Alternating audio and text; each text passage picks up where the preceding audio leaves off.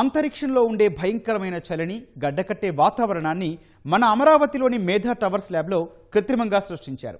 ఈ విశ్వంలో అంతకన్నా తక్కువ ఉష్ణోగ్రత సాధ్యం కాదు అనే పాయింట్ను 0 కెల్విన్ అంటారు. అది కూడా శూన్యానికి కేవలం 4 డిగ్రీల దూరంలో ఉండే 4 కెల్విన్ ఉష్ణోగ్రత వద్ద ఈ రికార్డు నమోదు చేశారు.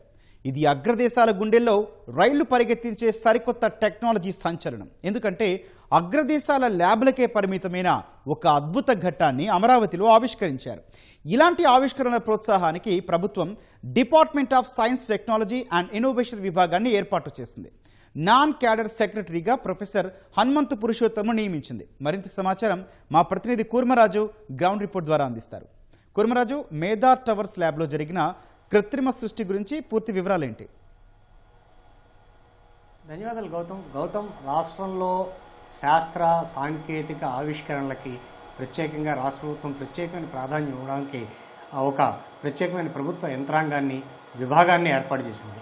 ఎందుకంటే మొట్టమొదటిసారిగా రాష్ట్ర సచివాలయంలో ఒక ప్రత్యేకమైన విభాగం, అంటే జనరల్ అడ్మినిస్ట్రేషన్ లాగే అలాగే హైయర్ ఎడ్యుకేషను, ఇలా విభాగాల్లాగా ఒక ప్రత్యేకంగా science and technology and innovation అంటే ఈ విభాగాన్ని ఏర్పాటు చేసి దీనికి ఒక శాస్త్రవేత్తని ఒక అధిపతిగా నియమించింది. అంటే నాన్ క్యాడర్ సెక్రటరీగా ఒక శాస్త్రవేత్తనే అధిపతిగా నియమించింది.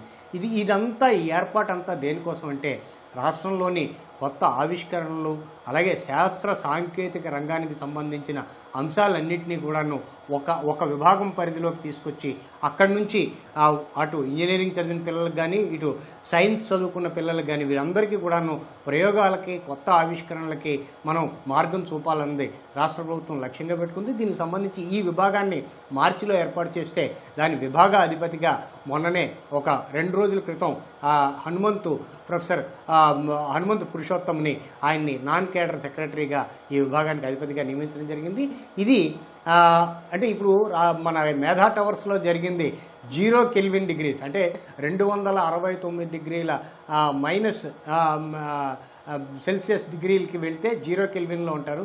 0 కెల్విన్లోనికి అటువంటి వాతావరణాన్ని కృత్రిమంగా ఈ మేధా టవర్స్లోనేమో సృష్టించడం, ఇవన్నీ కూడాను అంటే ఒకవైపు క్వాంటమ్ టెక్నాలజీసు, మరోవైపు ఇటువంటి ఆవిష్కరణలు అంటే అగ్రరాజ్యాలకు కూడాను కేవలం వారికి మాత్రమే సాధ్యం అవుతుంది అనుకున్న ఆవిష్కరణలు కానీ లేకపోతే అటువంటి వాతావరణ పరిస్థితుల్ని మిగిలిన అధ్యయనానికి సంబంధించిన అంశాలన్నింటినీ కూడాను ఇప్పుడు ఇవన్నీ కూడాను ఈ డిపార్ట్మెంట్ కింద రావడం జరుగుతుంది. అలాగే రాష్ట్రంలో విద్యా సంస్థలు అలాగే పరిశోధనా సంస్థలు, జాతీయ పరిశోధనా సంస్థలతో కూడాను ఈ డిపార్ట్మెంటు అంటే సమన్వయం చేసుకుంటూ రాష్ట్రంలో యువతకి ప్రధానంగా ఈ ఆవిష్కరణలకి కొత్త అవకాశాలను ఇవ్వాలన్నదే దీని లక్ష్యంగా ఉంటుంది.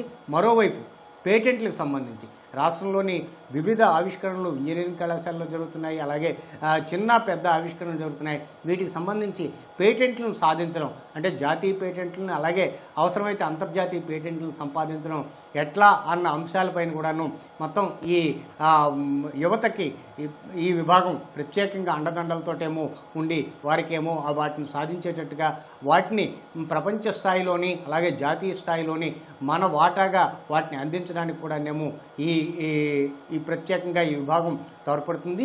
దీనికోసమే ఇటువంటి ఈ విభాగాన్ని ఏర్పాటు చేశామని కూడా రాష్ట్ర ప్రభుత్వం చెప్తుంది. దీనికి సంబంధించి శాస్త్రవేత్తలను కూడాను వారందరినీ సమన్వయపరిచి ఈ మన యువతకి ప్రత్యేకించి ఆంధ్రప్రదేశ్ నుంచి సైంటిస్టులను తయారు చేయాలి, అలాగే జాతీయ అంతర్జాతీయ స్థాయిలో గుర్తింపు పొందిన ఆవిష్కరణలు రావాలి, గుర్తింపు పొందిన ప్రయోగాలు జాతీయ అంతర్జాతీయ స్థాయిలో జరగాలన్నది రాష్ట్ర ప్రభుత్వ లక్ష్యం అయితే దానికి ప్రాథమికంగా పూర్వరంగంగా ఈ విభాగాన్ని మనం చెప్పాల్సి ఉంటుంది. గౌతమ్.